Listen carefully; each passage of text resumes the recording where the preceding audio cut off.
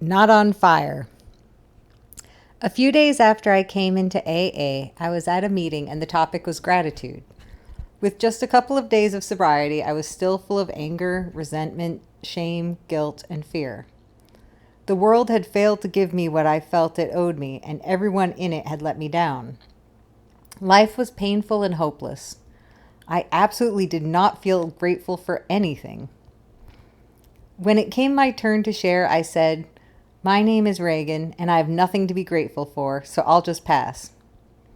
The long timer next to me leaned over and whispered in my ear, "Be grateful you're not on fire." What the heck did that mean? I turned and glared at him with the meanest look I could muster, but he just smiled at me. That old man and his comment made me even more angry.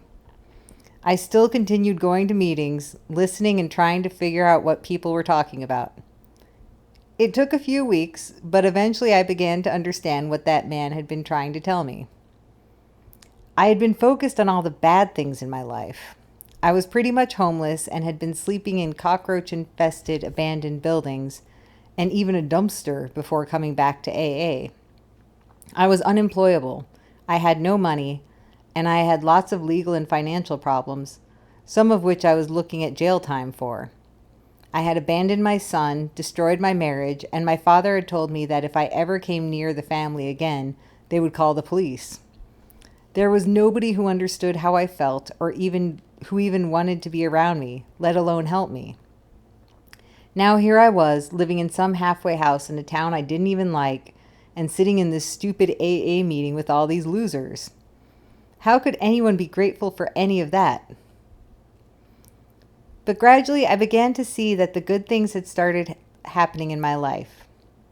True, I still had strained relationships and the same legal and financial problems.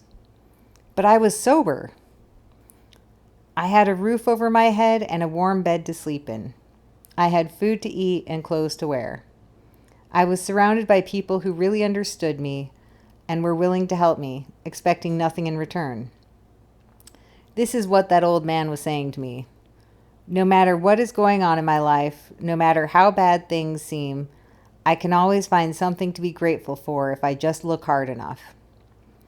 Even now, many, many years later, I can still occasionally put myself in a place that seems utterly hopeless with seemingly unbearable circumstances that I am certain I cannot possibly survive. Then I remember what that man said, and I know there has to be something to be grateful for if I am only willing to change my attitude and look for it. I might have to start with just being grateful I am not on fire, but once I get that, I can always build from there. Reagan G., Mesa, Arizona.